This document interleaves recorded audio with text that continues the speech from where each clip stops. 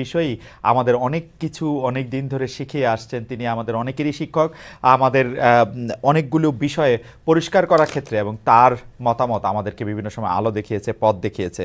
আমরা জনাব ফরহাদ মাজার আপনাকে আমাদের অনুষ্ঠানে স্বাগত জানাই। আপনি আমাদেরকে সময় দিয়েছেন, সেজন্য আমরা আপনার প্রতি কৃতজ্ঞ।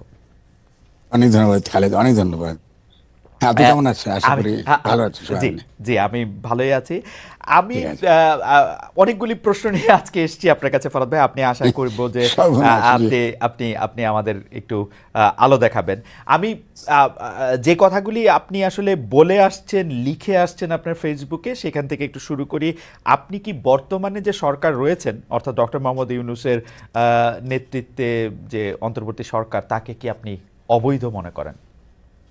না, সেটা আমি অবশ্যই অবৈধ মনে করি। আপনি যদি মনে করেন যে প্রেজেন্ট কনস্টিটিউশনের অধীনে তিনি শপথ যদি না দিতেন, তাহলে এটা বৈধ সরকার হতো। কারণ আপনার পলিটিক্যালি এবং লিগালি দুটোই, যে গণ অভ্যুত্থানই বৈধতার ভিত্তি, রাজনৈতিক এবং আইনি দুটোই।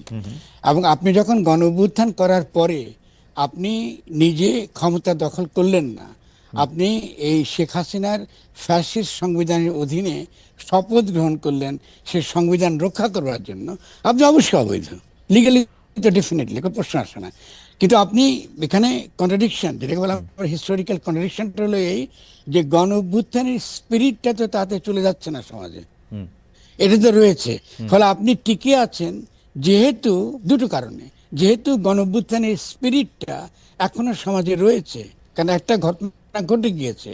আর সেকেন্ডলি আপনি টিকে আছেন যেহেতু সেনাবাহিনী আপনাকে সমর্থন করছে। কিন্তু এটা কোনো লিগ্যাল ফাউন্ডেশন নেই। আপনি এই সরকারের আইনি বৈধতাটা কি, খুব সিম্পল বলেন আমাকে। যদি আপনি বুঝে বলতে পারেন, আমি গ্রহণ করব।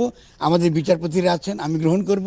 বাংলাদেশে কোনো আইনি লোক থাকলে আমি গ্রহণ করব, সমস্যা তো নাই। আমি আমি আমি যেটাকে দেখি আর কি বৈধতা হিসাবে, সেটা হচ্ছে যে 5 আগস্টের পরে 6 আগস্ট প্রধান বিচারপতির নেতৃত্বে অ্যাপিলেট ডিভিশনের বিচারকদের কাছে এটা জানতে চাওয়া হয়েছিল যে বিশেষ অবস্থায় প্রধানমন্ত্রীর কাজটা প্রধান উপদেষ্টা করতে পারে কিনা, প্রধান উপদেষ্টা তার মতো করে উপদেষ্টা মনোনীত করতে পারে কিনা। তো সুপ্রিম কোর্টে সে 6 বিচারক, প্রধান বিচারপতি সহ আরো 6 বিচারক, তারা সাইন করে জানালেন যে এটা তারা পারে। এইটা কি না, বৈধতা হিসাবে, এইটা কি না, না, বৈধতা হইতে পারে? আমি তো এটা দেখি নাই। তারা 106 অনুচ্ছেদ অনুযায়ী মত দিয়েছে, তারা জি শপথ গ্রহণ করতে পারে। জি কিন্তু বাংলাদেশের সংবিধানে আপনার এরকম উপদেষ্টা সরকার নামক কোনো বিধান নাই। ফলে বিচারপতিরা যদি গায়ের জোরে কাল্পনিক একটা যুক্তি দিয়ে যদি খাড়া করে, এটা তো হবে না। আপনাকে হয় পলিটিক্যাল, জনগণের অভিপ্রায়, যেটাকে আমরা গণ সার্বভৌমত্ব বলি, যেটা আমাদের সংবিধানে রয়েছে, জনগণের অভিব্যক্তির পরম অভিপ্রায়, এটা আইনি এবং রাজনৈতিক উভয়ই। এটা আইনের ঊর্ধ্বে, কারণ জনগণই সার্বভৌম, ঠিক আছে তোকে। কিন্তু আমাদের কিন্তু বিচারপতিরা কিন্তু এটা করেনি। কোনো বিচারপতি বা কোনো রাজনৈতিক আপনার ব্যক্তি কিংবা কোনো আইন বিশেষজ্ঞ এটা নিয়ে আমার সঙ্গে কথা বলতে পারে, আমি যদি ভুলে আমি মেনে নেব। আমি সিম্পলি বলবো যে বাংলাদেশের সংবিধানে এরকম কোনো প্রকার উপদেষ্টা সরকারের বৈধতা নাই। না মানে প্রথম জাস্ট জানার জন্য ফরহাদ ভাই, এইটা কি ভূতাপক্ষ বৈধতা, মানে এখন পর্যন্ত যদি না, আমি দেখছি যে চিফ জাস্টিস যে 6-7 লাইন লিখছেন, সেই 6-7 লাইনের মধ্যে এরকমটা ছিল যে, আমি যা বুঝছি আর কি, যে প্রধানমন্ত্রীর কাজটা প্রধান উপদেষ্টা চালা নিতে পারবেন, তারা একটা সরকার গঠন করতে পারবেন, এটা আমি বুঝছি স্পিরিট থেকে। এখন এটা যদি সংবিধানে নাও থাকে, এটা ভূতাপেক্ষ বা রেট্রোস্পেক্টিভ, যেটা আমরা আগেও দেখছি সংবিধান সংশোধন করে এটাকে দেওয়া, এটা দিলে এটা চলবে না মানে? আমরা তো আমরা তো গত প্রথম দিন থেকে দীর্ঘকাল আমার যদি বইটি পড়েন, হ্যাঁ সংবিধান ও গণতন্ত্র, জি সেখানে বলা হয়েছে এই কাজটা অবৈধ। কেন অবৈধ? ভূতাপেক্ষা বলতে কিছু নাই খালেদ। আপনি 142 অনুচ্ছেদে আপনি কি করলেন, এই জন্য কিংস পার্টি হয়েছে। খেয়াল করেন আমাদের এখানে কিংস পার্টি কেন হয়েছে, জি যে আপনি ভূতাপেক্ষা এটাকে বৈধ করবেন। জি মানে আপনি ক্ষমতায় যাবেন, সামরিক অভ্যুত্থান করেছেন, এখন সামরিক অভ্যুত্থানকে বৈধতা দেওয়ার জন্য আপনি একটা কিংস পার্টি বানাইলেন, এবং আপনি টিজিএফআই মিলায়া আপনি আরেকটি ইলেকশন করলেন। সেখানে আপনি কি করলেন, 2/3 ভোট পেলেন, পেয়ে সেই আপনার ইয়াতে কি বলে পার্লামেন্টে আপনি এটাকে বানাইলেন, এটাকে বৈধ। প্রথমত এটার প্রবলেম আছে, কারণ আমাদের যে সাংবিধানিক বিতর্ক, যেটা তথাকথিত সংশোধন নিয়ে কমিশন রয়েছে, কিন্তু একটা গুরুত্বপূর্ণ বিতর্ক হলো আদৌ এরকম গণতান্ত্রিক সংবিধানে 142 অনুচ্ছেদ থাকতে পারে কিনা। আপনি ওকে হয় ব্রিটিশ ব্রিটিশ, আমি শেষ করে একটু, খুব ইম্পর্টেন্ট খালেদ, আপনি হয় ব্রিটিশ নিয়ম অনুসরণ করেন, কোনো লিখিত সংবিধান রাখবেন না, অসুবিধা নেই। অথবা যদি লিখিত সংবিধান রাখেন তাহলে আপনি কিছুতেই কনস্টিটিউয়েন্ট অ্যাসেম্বলি বা গণপরিষদ এবং সরকার নির্বাচনের যে পরিষদ, যেমন জাতীয় সংসদ, এই দুটাকে আপনি একত্র করতে পারবেন না। কারণ তাহলে যে কোনো মুহূর্তে সামরিক সরকার, যে কোনো মুহূর্তে একটা ফ্যাসিস্ট সরকার জোর করে ক্ষমতা দখল করে ভূতাপেক্ষা নিজেকে বৈধ প্রমাণ করতে পারবে। এটা তো ভয়াবহ আইন। যদি আপনি এই বিচারপতিরা করে থাকে, সেই বিচারপতিকে আমি বলি অবিলম্বে তাকে আপনার উৎখাত করা উচিত। এরা তো এখানে ফ্যাসিস্ট শক্তিকে ক্ষমতা আনবার ব্যবস্থা করে দিয়েছে। আমি একটা ছোট কথা বলি আপনাকে, দিল্লি যদি আপনার এরকম আরেকটা সরকার বানায় দিয়ে ভূতাপেক্ষা তাকে বৈধ করে, তো আপনি কি মানবেন? এটা তো ননসেন্স। এইসব ননসেন্সগুলা এইসব উকিলরা এগুলো বলে। কারণ আমরা এই সরকারের মধ্যে কিছু কিছু উকিল ঢুকেছে, যে উকিলগুলো তারা উকিলি বুদ্ধি দ্বারা বাংলাদেশকে ধ্বংসের দিকে তারা নিয়ে চলে যাচ্ছে। এবং তারা কেন করেছে এটা তো আমি জানি। আমরা তো বাংলাদেশ থেকে এটা দেখতে পাচ্ছি ওদের ভূমিকাগুলো। কারণ আমরা যদি বাংলাদেশকে আজকে একটা দিল্লি লীলাক্ষেত্র আর মার্কিন যুক্তরাষ্ট্রের লীলাক্ষেত্র বানাতে চাই, তাহলে এদেরকে তো বিচার করতে হবে আগামী দিনে, কদিনের মধ্যে। একটা গণ অভ্যুত্থান ঘটেছে, আমরা সকলে মিলে আলোচনা করতে পারি এই গণ অভ্যুত্থানের পরে জনগণের জন্য সবচেয়ে ইতিবাচক দিকটা কি হতে পারে, আমরা সকলে আলোচনা করতে পারি। প্রত্যেক, সে বিএনপি বলুন কি জামাত বলুন কি, এমন কি আওয়ামী লীগের মধ্যে যারা রিয়েলি ইতিবাচক, দেশকে ভালোবাসে, যারা অনুশোচনা আছে, যারা একটা মনে করে যে গত 20 বছর কি 16 বছর এটা ঠিকমতো হয়নি, সকলকে মিলিত আমরা বাংলাদেশ বানাতে পারি। এই জন্য আমি শব্দটা ব্যবহার করছি গঠন। খেয়াল করেন, আমি তো আমার বইটা বেরিয়েছি 2023 সালে, গণ অভ্যুত্থান ও গঠন। তার আগে আমি ইনসাফ পার্টি, ইনসাফ কমিটি করেছি, করে বলেছি যে মানবাধিকারের দিক থেকে গণ অভ্যুত্থানটাই বাংলাদেশের জনগণ চায়। তো বিএনপি তো আমার কথা শুনে নাই। বিএনপি যখন শুনে নাই তখন ইয়াংরা এটা করেছে। তো বিএনপি, আমার তো কাজ লেখা। আপনি তো আমাকে একটাকে শিক্ষক বলেছেন, আমি তো শিক্ষকের ভূমিকা পালন করতে চাই। আমি তো বলতে চাই এটা করা দরকার, এটা করুন না, এটা করলে এটা, আমি তাই তো করে যাচ্ছি। বলুন, আমার তো সবচেয়ে ঝুঁকি নিয়ে আমি কথা বলে বলছি। আর সেই জায়গাতে আপনি যখন গণ অভ্যুত্থানকে নস্যাৎ করছেন সংবিধানের কথা বলে, আইনের কথা বলে, তো অবশ্যই এর জবাবদিহিতা ডক্টর ইউনূসকে দিতে হবে। এটার জন্য ওয়াকরুজ্জামানকে জবাবদিহি বাংলাদেশের জনগণের কাছে করতে হবে, এবং বিচারপতিকেও এটার জন্য জবাবদিহি জনগণকে করতে হবে। আমি থাকতে পারবো, হয়তো আমি দেখবো না ওটা, কিন্তু এই জবাবদিহি তাদেরকে করতে হবে। কারণ আপনি একটা অবৈধ সরকার এইভাবে আপনি রাখতে পারেন না। আপনি হয় পলিটিক্যালি এটাকে রিজলভ করেন, অথবা আপনি আইনিভাবে রিজলভ করেন। আপনি যে মনে করেন ঠিক আছে আপনি গণঅভ্যুত্থান হয়নি, আপনি গণঅভ্যুত্থানের বিরোধী অবস্থান নিয়ে, তো ফাইন, আপনি দেখান কোন কনস্টিটিউশনের মধ্যে আপনি এরকম একটা সরকার আপনি বৈধ করতে পারবেন। এটা তো চলবে না। আপনি তো জনগণের জীবন নিয়ে ছিনিমিনি খেলতে পারেন না খালেদ। ফরাদ ভাই, আমি আমি আমি কিন্তু আপনার যুক্তিটা বুঝতে পারছি, কিন্তু আমার কাছে যেই জায়গায় একটু আপনার কাছ থেকে একটু বুঝতে চাই সেইটা হলো যে আপনি বলতেছেন যে সংবিধানটা আমরা ফেলে দিতে পারি, আমরা আমরা আমরা অন্যভাবে শপথ নিতে পারি, যেহেতু গণ অভ্যুত্থানে আমরা একটা জন অভিপ্রায় বা গণ অভিপ্রায় আমরা জানছি, তো আমরা তো এটা ফালা দিতে পারি। কিন্তু আমার প্রশ্ন, আপনার গণ অভ্যুত্থানের পরে কিন্তু শপথ লাগে না। একটু খালেদ, এটা একটু আচ্ছা ঠিক আছে, শপথটা বাদ দিলাম, এটা আমার স্লিপ, এটা আমার স্লিপ। না একটু, না আমি একটু অ্যাড করি আপনাকে। আমি বুঝতে পারছি আপনি কি বলতে চাচ্ছেন। গণ অভ্যুত্থানের পরে যেটা লাগে সেটা একটা ঘোষণা, প্রোক্লেমেশন। ওকে, আপনি খেয়াল করেন, ছেলেরা প্রোক্লেমেশন দিতে চেয়েছে, তারপরেও তারা কিন্তু প্রোক্লেমেশন দিতে, তারা দ্বিতীয় অবৈধ কাজ করেছে। আরো খেয়াল করেন আপনি, কেন প্রোক্লেমেশন ইম্পর্টেন্ট। কোন প্রোক্লেমেশন, এটা একটা লিগ্যাল ফাউন্ডেশন। প্রোক্লেমেশনটাই সরকার কিন্তু বৈধ করে দিত, যে কি যুক্তিতে তারা এই গণঅভ্যুত্থানটা করেছে। ফলে এই সরকার অবৈধ সব দিক থেকে। শুধু তাই না, আরেকটা কথা খেয়াল করে কিরকম ভয়ানক কাজ করেছে তারা ছাত্রদেরকে তো আপনার ঘোষণা করতে দেয়ই নাই, এবং এখনো দিচ্ছে না। তারপর শুন, আমি এটা ছোট্ট কথা বলি, আপনার দর্শকরা ভালো বুঝবে। বাপে তো ছেলের নামকরণ করে না, করে কি? না। তাহলে গণঅভ্যুত্থানের ফসল হয়েছে এই সরকার। তো এই সরকার কি করে আবার ঘোষণা দিবে? এটা হলো এই যে ননসেন্স কথাবার্তা তারা বলছে, আমরা একটা সকলে মিলা বৈশা একটা ঘোষণাপত্র বানাবো। আরে ভাই, এটা হয় না। হিস্ট্রি তো এরকম না।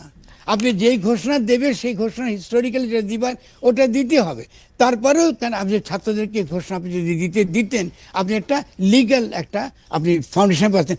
ছেলেরা তো এইটাই বলেছে যে আমাদের লিগ্যাল ফাউন্ডেশন দরকার, যে আমরা যে একটা ঘটনা ঘটলাম কদিন পরে যে আমাদেরকে আবার ধরে ফাঁসি দিয়ে ঝুলাবে না, তার গ্যারান্টি কি?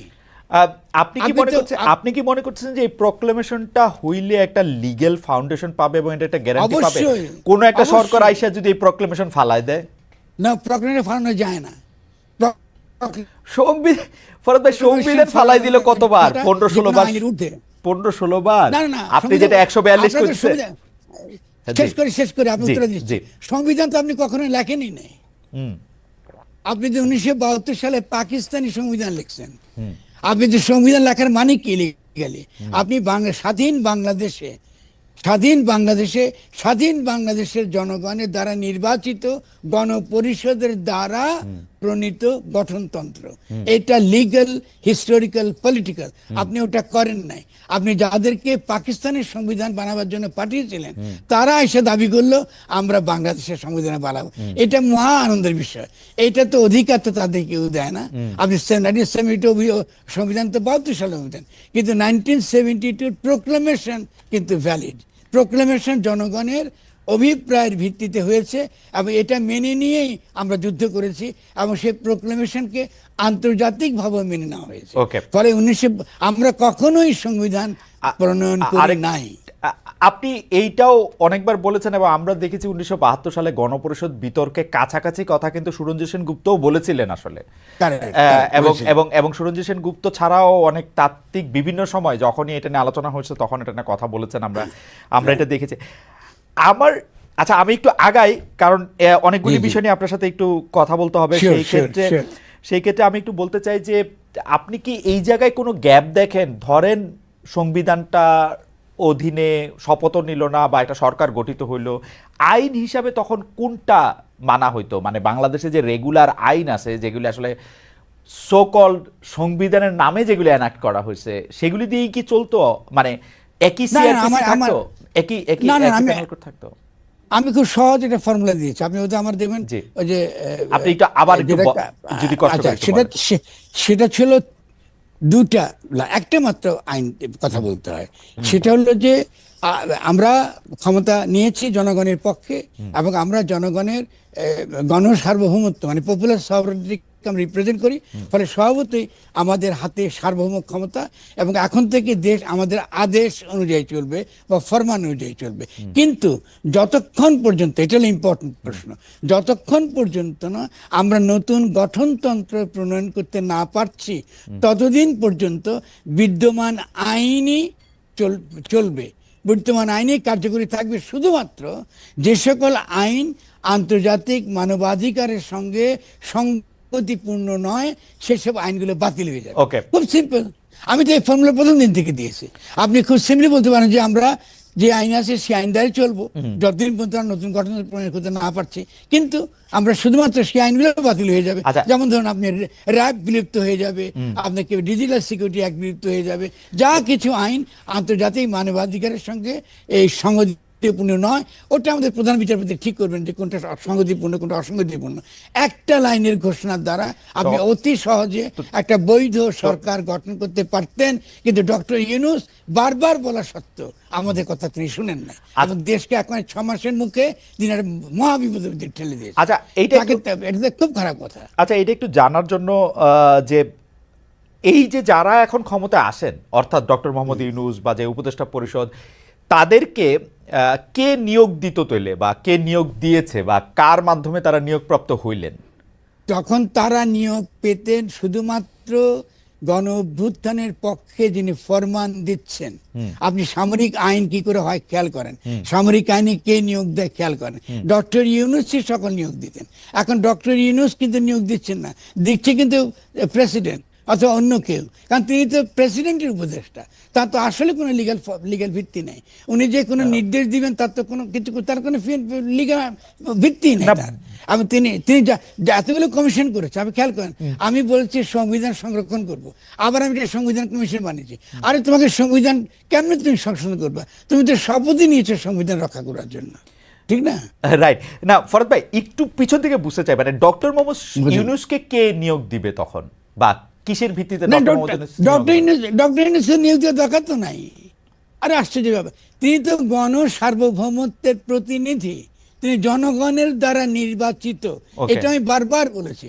তাকে রক্ত দিয়ে জনগণ নির্বাচিত করেছে। তিনি সকলের ঊর্ধ্বে, তিনি পপুলার সভারেন্টির প্রতীক, তিনি জনগণের প্রতীক। তিনি সমস্ত জনগণের সভারেন পাওয়ারের প্রতীক। ফলে যতক্ষণ পর্যন্ত না নতুন গঠনতন্ত্র প্রণীত হচ্ছে ততক্ষণ পর্যন্ত তিনি নিয়োগ দিবেন, তার আদেশে দেশ চলবে। আপনি এর আগে সামরিক সরকার কি করে চলেছে? আপনি সামরিক অভ্যুত্থান হলে আপনি চালাইতে পারেন, আর গণ অভ্যুত্থান চালাইতে পারবেন, এটা হলো নাকি? এগুলো তো ননসেন্স কথাবার্তা। এগুলো কারা বলছে? ওই যারা ইন্ডিয়ার দালাল, ওই যারা আপনার মার্কিন যুক্তরাষ্ট্রের পক্ষে কাজ করেছে, তারা এগুলো বুঝিয়েছে। আর তো কোনো কারণ নাই। আর কি যুক্তি? আচ্ছা ফরদ ভাই, জিনিসটা হইল যে